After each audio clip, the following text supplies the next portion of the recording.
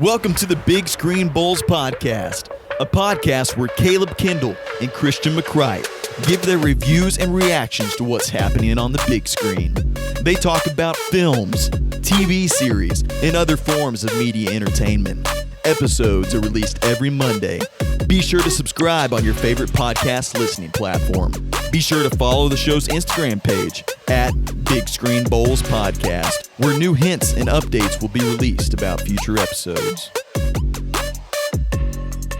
Hello, everybody. Welcome to an episode of the Big Screen Bowls, where you have, of course, me, your host, Caleb Kendall, and my co-host, Christian McCright. Yes, sir. Before we get right into anything, I do want to preface something. So I've had some people ask me, why are we called the Big Screen Bowls? Like, what does that mean? Like, what does bowl mean? And, well, I mean, I guess it could be like a subjective thing. It kind of is like what you make it. But for us, the background on that is a friend of ours.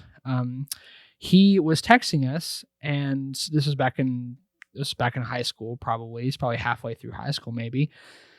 And he was trying to text us, "Hey, boys," but he spelled it wrong. And he spelled it B-O-L-S instead of B-O-Y-S. And we were like, huh. So we just started rolling with it. And so that is to answer a few of your questions on why we're called that. So like for us, it is a double meaning. So for us, it's like something from our past that we can take with us, but also so that we can extend it out to you all and kind of involve you in, well, like our personal pieces of life. Yeah, and if you want to be bowls as well, too, subscribe, join the community, be a bowl. Hashtag Bowl Nation. Hashtag Bowl Nation. And it's not gender specific. It's not just for like males specifically. Like I have a lot of friends at college that were all girls that we would just call each other bowls because it was just catchy. Yeah. So it's not just for boys. Just wanted to preface that too. Yeah, it's not geopolitical. It's not an acronym. I've heard some crazy accusations on what it really was, but no, we're not that complicated. We're very simple-minded people. But yeah, going into our topic today, though, we're actually going to be discussing, and I don't know if warning is a good word for it, but to give you a heads up for our younger audience, we're going to be covering a topic that is a little bit more mature in content, and we're going to be covering the new Game of Thrones series, Fire and Blood. House of the Dragon. It goes over the book of Fire and Blood. So right. First remarks on it. I'll let you get straight into it. What's your first remarks? Surprised? Not surprised? Oh, also might mention as well too what we're going to be talking about within the series. So with House of the Dragon, we have decided that since obviously the first season is not done, we are just doing our initial reaction to it today. It's just and for me personally, I have not seen episode 6. It is out right now. Episode 7 releases tomorrow, but I have not seen it because I purely wanted to focus on the characters that we've explored so far before the time skip. And full spoilers ahead, by the way, for anybody who hasn't seen it. If you haven't seen it, go see it. It's on HBO Max. HBO Max is a wonderful streaming service. It's one of my favorites, and it's even better that they have all the Game of Thrones content on there as well, which we will talk about not too long from now, but we will be covering like characters, certain scenes, certain events that come to mind. So this is for a more mature audience, so gonna go ahead and give out a warning again. But my initial reaction to this was I was pleasantly surprised. I actually really like a lot of what this show has had to offer so far. Yeah, really first response for me, and yeah, not to ramble anymore on discussing a few things with it, how fast it was. Like, right. When going back and watching the old Game of Thrones, you forget how slow it was to get it off the ground. Oh yeah, because they have like 20 main characters and 8 plot lines, and so they had so much to juggle at one point, where I feel like now they're kind of they're honing in on a few central areas. I think that's good too, because with Game of Thrones, it got so long, which I know George R.R. Martin, that's how the books were designed and all that. It needed to be a longer series to be able to really flesh out these characters and have fun with that. This here, it's like, we're just straight into it. Like, I'll never forget now, like, looking back on it, like when watching Game of Thrones, it was one of those deals where you watch the first episode, it's like, what's all the hype about? What's everybody going crazy about? And you'd have somebody over your shoulder, and I did it to you when we first started watching it. Like, no, you got to watch Yep. the second episode. Yep. No, you got to watch this third episode as well too. Then it'll start making sense, and that's when it finally starts to pull you in, and you really become connected to it. Right. You were on this train long before I was, and you were the one who actually introduced me to it, and very thankful for that. And I believe that you tried to read some of the books. I tried to read some of the books. I haven't gotten through all of them. They're very long. I'm going to be honest. I'm not a huge reader. But I'm slowly working my way through that. I have read the first 3 books, and that's my stopping point right now. Going back to House of the Dragon and comparing that to Game of Thrones, like, yes, I believe it's, so far for me, it's having a better start than the first season of Game of Thrones. So far. I haven't seen any of the time skip yet, and I haven't really heard or read anything about it, so I'm intentionally in the dark from that. But so far, like, there's so much to love. There's so much to enjoy, because it kind of goes back to like the root of what I loved about Game of Thrones, and that's like the political intrigue, the distrust, and the like the silent, like subtle backstabbing between people. Like, love that kind of stuff. Yeah, that's what with Game of Thrones, I feel like in season 8 let a lot of people down, and I think a piece of that had to do with the White Walkers. Like, I think Game of Thrones was so neat because it really showed you that bad guys aren't bad guys. It's everybody's their own main character and their own plot line. Yeah, and we're really seeing that more and more here. And second thing is what Game of Thrones people have been wanted for years. How do we get more dragons?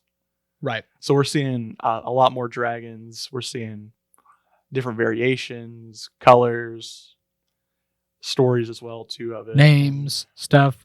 There's the red dragon named, oh no, the yellow dragon named Cyrax. And I was like, if they named the red dragon Sector from Mortal Kombat, I'm gonna lose it. No, they didn't, but I was going to. And seeing different kinds of dragons, and not just because, like, I feel like the 3 dragons, even though each of them had like a distinct difference, they really focused on Drogon in Game of Thrones. This one does give a little bit more, like, at least aesthetic personality to the 2 different types of dragons we primarily see, which is Rhaenyra's dragon and Daemon's dragon. But the political intrigue is really what I'm here for. Starting to make some comparisons to Game of Thrones. I don't want to make too many because I really do want to judge it kind of on its own merit, its own basis. But the Iron Throne looks so much better in this show. It looks like the monstrosity that George R.R. Martin mentions in his book. Yeah. You know, it's not just a standard simple throne that's made of swords. Like, there's swords poking out, and it kind of stretches out beyond the actual seat. It goes like onto the ground and is continuing to build up. And it's actually like hurting King Viserys in some way. Like, it's so now we don't know a whole lot about that yet. At least I don't, because it's, once again, haven't seen the new ones. But it's sharp. It's almost like the Iron Throne is almost its own creature, almost its own entity. Yeah. And I really think that this show brings that part back. Yeah, no, I think, and that's like, when you read the books and stuff like that, like you said, George R.R. Martin really goes into, because it's almost like the Iron Throne's its own little statement. It's like, it's the throne that has all the power, but it's dangerous and it's uncomfortable. It's all this stuff, just like how holding that power is the same exact way. It can be dangerous. It can be uncomfortable. It can be. It's a double-edged sword, or in this case, many double-edged swords. All melted together. Yeah. but well, let's get into the characters though. First thoughts like Rhaenyra and stuff like that going into this. One of the biggest fears I had was that they're just going to copy and paste Khaleesi and put it, or Dany, and just copy and paste it over and call it good. But like, you see it, so I see there's a lot of similarities, which I'm glad they did, and I see a lot of differences as well too. They are very different. Yeah, extremely different. But they're still like that strong female character that's witty. Well, I honestly, I think Rhaenyra is probably more witty, cunning, thinking outside the box all the time. And I don't know. I really do like it. I really do like the character and how she's a dragon rider as well too. how she's able to subtly be kind of like the badass in some situations, and then other situations she's able to play her cards right. Yeah, she is quite a bit different from Daenerys. I feel like actually Rhaenyra, like she has moments where she is really smart and she has good ideas and she is, like the strong, independent female character that I believe is done more correctly. She is a little bit more naive than Daenerys is, because part of it is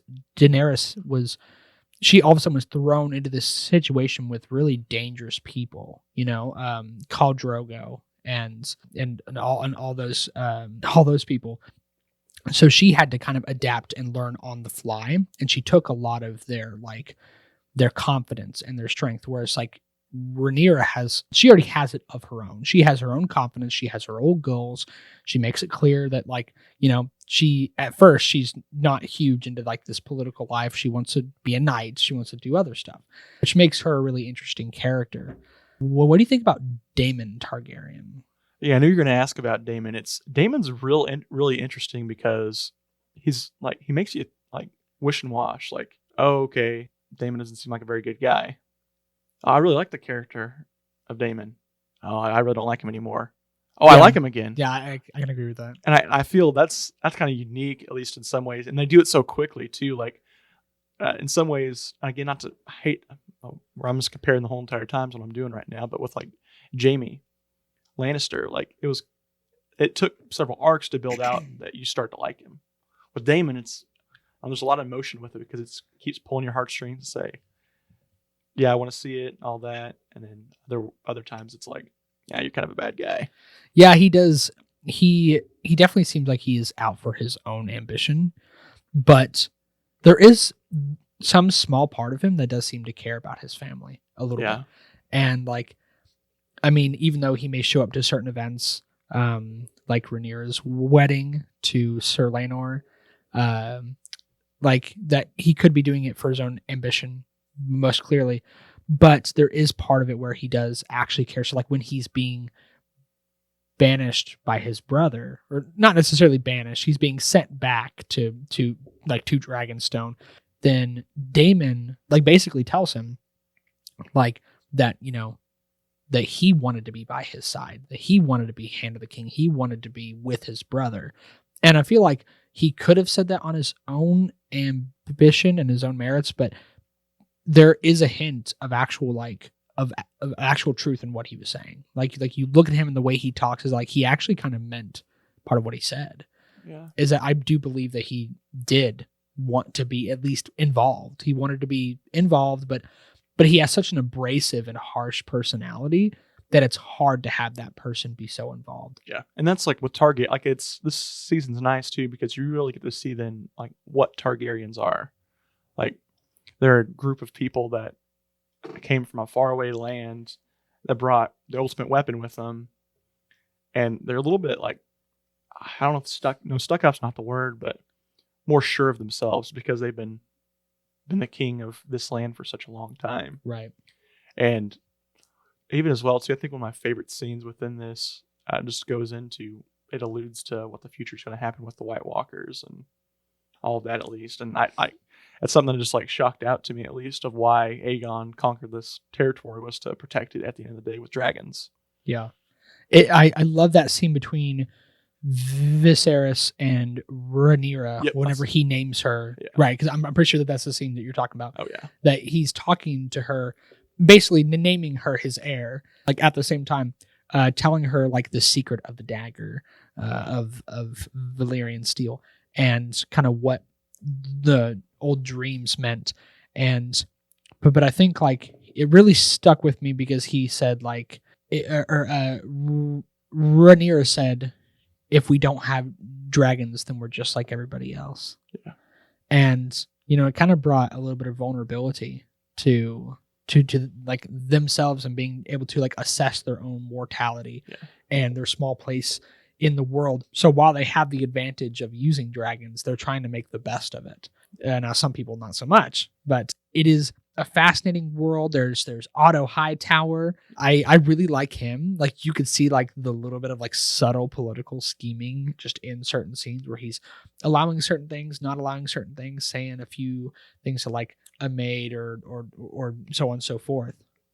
Yeah, no, Otto is unique, at least just because in that aspect of like how do you do the most with not a lot. Like he was a second born child of his house, so he never was going to be big with Right. it, but he made friends with the king, becomes hand of the king. And he does really he cares a lot for his daughter, but also he cares enough for himself and his house specifically that as soon as Viserys' wife passed on, then he immediately slid his daughter in and was like, hey, you're going to go help keep the king company. Yeah. And for a while, like you could see that like she wasn't super into it, that she was like almost hesitant to do any of it. But then like now you see her progress over these first 5 episodes that she has progressed into a place of power. Yep. And what that means for her and her house and her realizing her duty for her house, especially when her dad gets sent away. And then Otto as well too, like we say he's doing it all for his house, but you can tell he cares about the king. Like you can tell he cares what's best for the realm. Yeah, he seems well-intentioned. No, you're 100% right. He's well-intentioned with everything that he's doing, at least. And like, for example, like bringing his daughter in, sending her over. That's not necessarily something that's evil or bad by any means, but it still kind of boosts his house up and makes the king happier. And yeah, he saw it as like a win-win situation. He's like, I'm not doing anything against the realm. Like, I'm just kind of putting my family and my house into a better position while still having a grasp on, the realm in its entirety. Other than Otto, though, just going to my favorite character, Sir Kristen Cole. I like him. Yeah. I like him a lot. Yeah, it's like, it's the beginning there. It's so much honor. There's so much. He's such a wholesome guy. Yeah, it's the whole. I kind of like how they just like went a little bit more in detail into like the gold cloaks, or I don't. No, they're not. Are they considered the gold cloak? No, the gold cloaks. Not at this moment. No. Okay. Just the King's Guard. Yeah, the king. Okay, the King's Guard. It really shows what the life of what a King Guard member looks like as well too. Yeah, I get a little bit more insight into that. Yeah, because Jaime Lannister was the captain or the commander of the King's Guard for a short period of time, but like it didn't really go into that a whole lot or what that means. Yeah, and it really didn't even show us like them even being the best fighters in the realm, like they're supposed to be. Yeah, it's just like we're guards who stand here and we're supposed to be celibate, and yeah, that's it. Yeah, and there's a lot of corruption too when we see it in the original Game of Thrones compared to this. It's being more of, hey, this is a serious deal. This is a serious job, serious honorable deal. Like I don't know how you could get away with. I killed the last king and I'm still able to be on the guard somehow. And I've heard some people say like, "Oh, the first episode of this show started off slower than Game of Thrones." I'm like, "Are you nuts?" Yeah. Like, it's like this episode wasn't as violent. Like, are you kidding me? Like, people are being thrown off their horses and getting their like brains smashed in with helmets and stuff like that.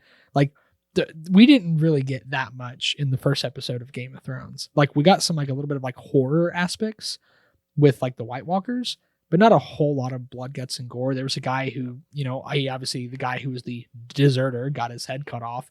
That's pretty much it. Yeah, basically. But here, like, people are being thrown around left and right, and going on through the later episodes, like Daemon Targaryen sends like his like militia, like his King's Guard or his army into the city and is basically ripping apart all these people who are known for doing bad crimes. And of course, like that makes you wonder, like, should he have done that? Should he have not? Because part of what he said could be accurate, like that, like in that world where it's such a cruel and unforgiving world, then like you kind of have to show a hand of force to be able to put down crimes like that. But you could also argue that he probably went too far in the way he was doing stuff, and it was very, very intense and very like, at least from like a cognitive perspective, it was very jarring. Yeah, and just going back into Daemon as well too, just looking more into his character. You see the big difference, and we'll talk about Viserys next. as the king, but you see Daemon is maybe more in touch on the Targaryen side. Viserys is trying to be more like the lords and Yeah, he's more tame. Yeah, you want to be more like your nobles and stuff like that. Like Keep the peace. Yeah, Daemon's almost like, hey, you should listen to what I say because I'm the dragon. It's like, yeah, I am up here, you guys are down here. I know what's right. We need to lay down the law. We need to make people fearful. It's that authoritarian type. And you have Viserys is just more of like, let's try to be political with this. Let's think through these alternatives. Let's not be haste or rush into battle, which alludes to what we'll talk about the battles as well too after that. But Viserys, like as a king at least, I don't know if he's a great king. There is an interesting line in episode 5 where like he is doubting his own kinglyship on how good of a king he has been, and his servant or the hand of the king says that like, well, you could see it as a good thing that like you didn't partake in a war, but also you didn't have to, like you didn't start one, and that has its own merit of, you know, like you have to be able to show force, but also like keeping the peace is the goal. The goal is so that you don't have to fight a war. And so in technicality, that could be part of his legacy, is that like nothing had to be really like no big thing had to be started except for with like the crab feeder and stuff like that, which that's actually that's actually one of the more disappointing things that I found about House of the Dragon. Like the setting was cool. I like the aesthetic of the crab feeder as a character. Like his character design's really cool. And then he just dies. He dies a few episodes in, and we don't even get to see his death. He like goes into the cave, and like Daemon Targaryen, he does this really cool thing where he's like pretending to surrender, and all of a sudden he's wiping through people, and the dragons are coming. Super neat. But then you see Daemon just like charge into a dark cave. You don't see anything, and all of a sudden he's dragging like his like the top half of his corpse across the ground, and that was just it. And I'm like, well, that was kind of anticlimactic. But also they have to jump time so fast because they're so focused, and they have to get to that time skip which I don't know how I feel about that yet, but like they had to kind of push some of these along. Yeah, no, that's when you talk about the battle scenes and stuff like that. Yeah, I think it just shows as well too, like, and even going to Daemon's personality when looking at this battle and stuff too. It's he gets word from his brother, we're gonna send ships, we're gonna give you guys some help, you're not gonna bail me out of this. I'm gonna win this all by myself. So he puts his life on the line just to prove a point. And he succeeds. And it doesn't even matter really a whole lot because he still gets sent off. Yeah, and he comes back like the next episode, and he's wearing like this like makeshift crown. Or it's the crab feeders. That's his crown. Yeah, right. Yeah. And so, you know, he's wearing it, and then he like lays the sword at his brother's feet. And the relationship between him and his brother is so strained. Viserys, I like him as a character. I like the actor who's playing him. There's he seems very like, you know, at some points he's kind of anti-politic to an extent, but also he's trying to do what's best for his family and the kingdom at the same time. But he's obviously really, for a while, he's focused on like the big thing for him is who is going to be his heir, like what happens when Aegon gets older, things like that. And he's got this disease that he's messing with, and which is nasty looking. A grayscale. Yeah, kind of like, it's some sort of horrible infection. And I think that like maybe the chair could be causing it. Like, you boys got to get his tetanus shot because that ain't working out so well. And this is something too. I had to watch a video that pointed it out. But if you notice in the first episode, he actually does. You visibly see him cut himself. Yeah, right. On the chair, and it's ow. It kind of like brushes it off or whatever, but then you can see that cut area gets infected of some sort, and then throughout the series you start to see him losing fingers. Yeah. It's too bad that they don't have like Lysol wipes and wipe down that throne. Probably prevent some problems, but I'm not sure how they disinfect things back in those days. Fire and blood. Hey, Dragons, can you go and just dose this thing a little bit more? Just a little. There's some good characters. Alicent Hightower is becoming is starting to become a more prominent character of her own. Really enjoy that. Lord Corlys of Driftmark. The Valarian House. Yeah. That's another thing I always wanted to talk about. At Yeah, least those at are one point. they're very neat. I really like him as a character. And then we find out some secrets about Sir Laenor that essentially eventually there will be a marriage between Rhaenyra and Sir Laenor, but they're both like on an understanding basis that they both want their individual freedom to pursue the romances they want to pursue. Yep, exactly. And then as well too, like you even see that with like Sir Christian Cole. Like I talk about favorite characters as well too. Like, that's a really impactful scene, at least in my mind, where you really do get to see the honor of the Kingsguard again. Like you get in that situation where Rhaenyra basically, I wouldn't say forces him to sleep with her, but you can feel like he's like, this doesn't feel right while I'm doing it as well too. But she is the princess and all this stuff, and then has that talk with her like, hey, let's drop everything political. We can go to the east, Pentos, and all this stuff. We can start a life together. We can love each other and all this, and like how unenthused Rhaenyra is on leaving her legacy and all this stuff behind. And I was a little shocked by how quickly that she, like, you could tell for a moment that she wanted to. Yeah. But this is why, actually, in my opinion, Rhaenyra is actually my favorite character so far in House of the Dragon. She's a lot of complexity. She has a lot of personal ambition, but she also, like, that line whenever he asks her that, like, hey, like, run away, let's go to wherever and we can be together. And she's like, I have a duty to perform. And you're like, oh man, like she was so anti whatever that was. Yeah, like I'm never going to fulfill this duty ever. Yeah. And she's basically like, I'm going to marry this guy. He's going to give me a child. And this is what's going to happen. But we can still be lovers. And that broke him. And I felt so bad for him. Yeah, that's like, I still like hear that ringing in my head. It's like, you think I'm a whore? Yeah, he looked at her, he's like crying, and he's like, so you want me to be your whore? Yeah, it's like. And it was heartbreaking because like he really did feel something. There's another aspect that I want to talk about as well, because there's some nice cameos of like other houses and whatnot that are put in here, like during the jousting tournament, which is what I love jousts. Like that was one of my favorite scenes. Yeah, we have to talk about this scene at some point throughout this. And Daemon Targaryen's going down and he's picking like his opponents. So you see kind of like the back. You see like some of the cloaks of people. You see Lannister there. You see Baratheon there. Picks out Otto Hightower's son. Yeah.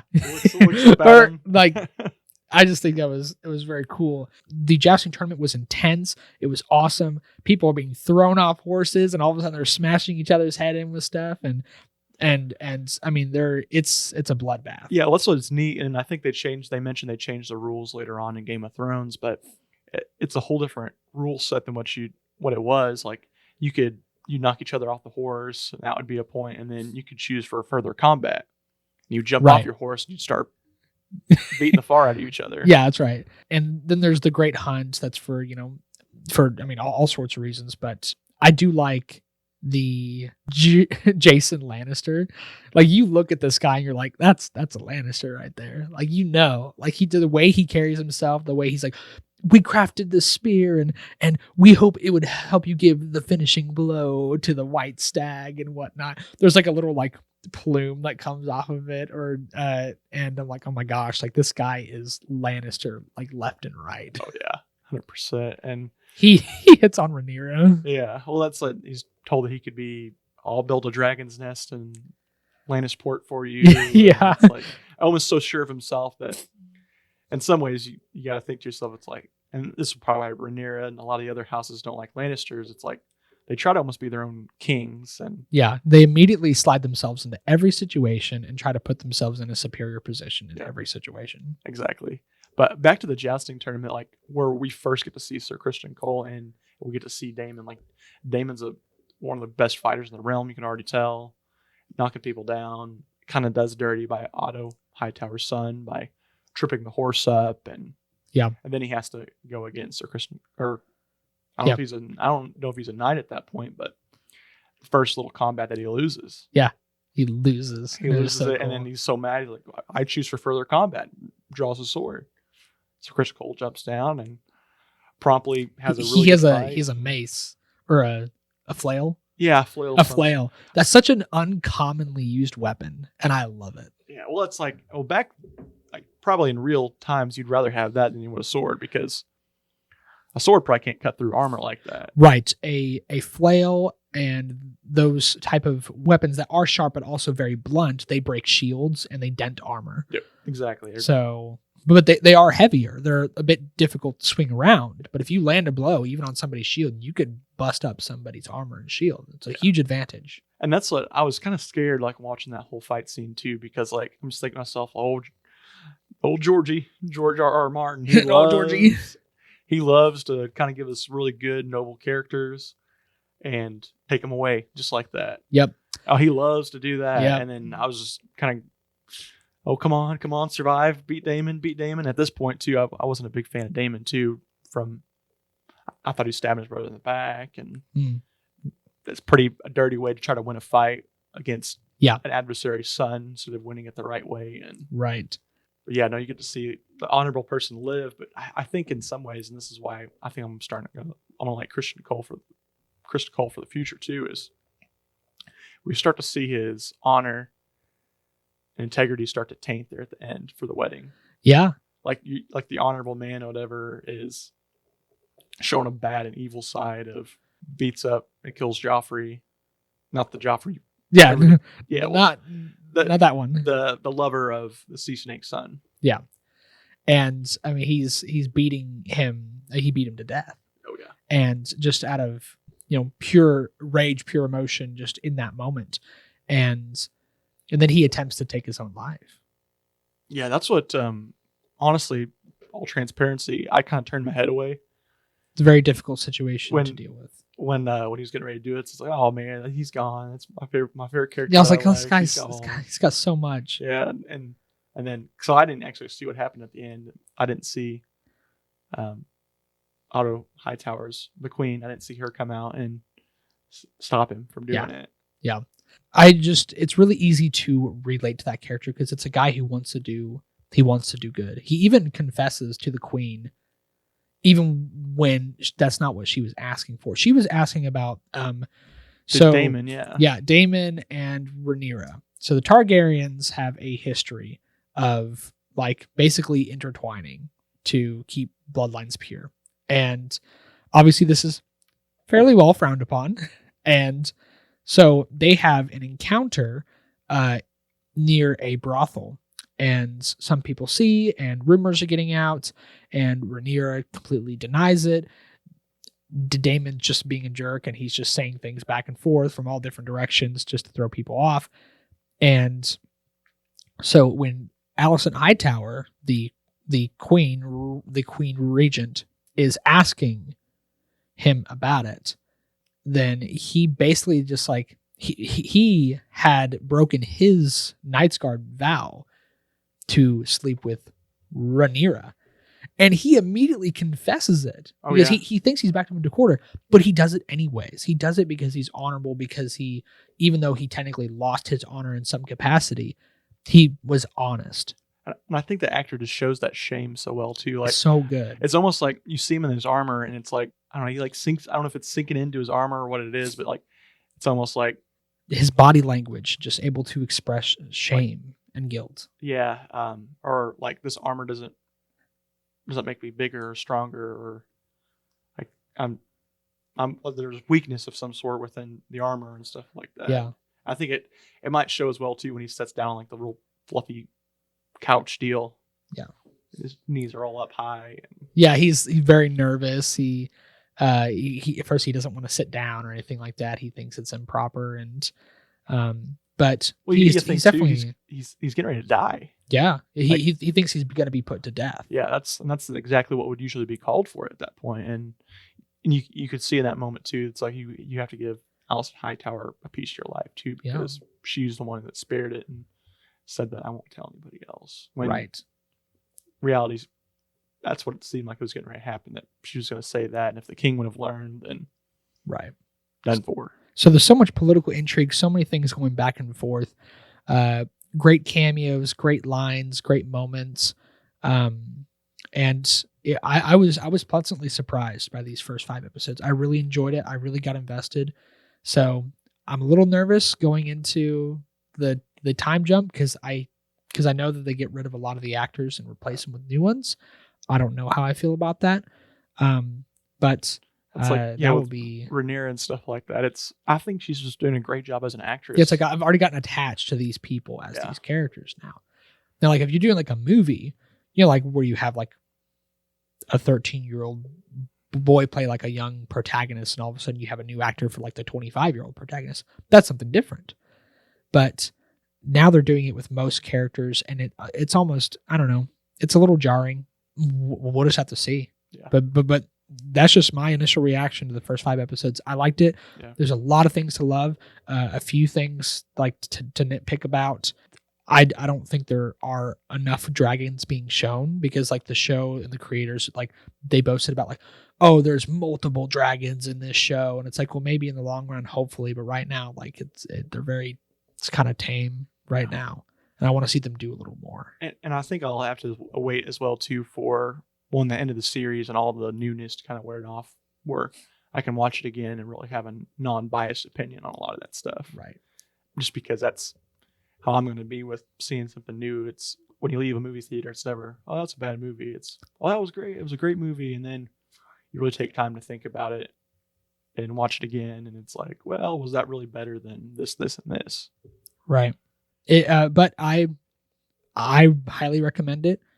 Check it out on HBO Max, and I mean it's definitely worth the watch. Each episode's around an hour long, and I think so far it's pretty worth it. I think it's a worthy addition to the world of Westeros, and getting to explore this really cruel and brutal place again in a different time period.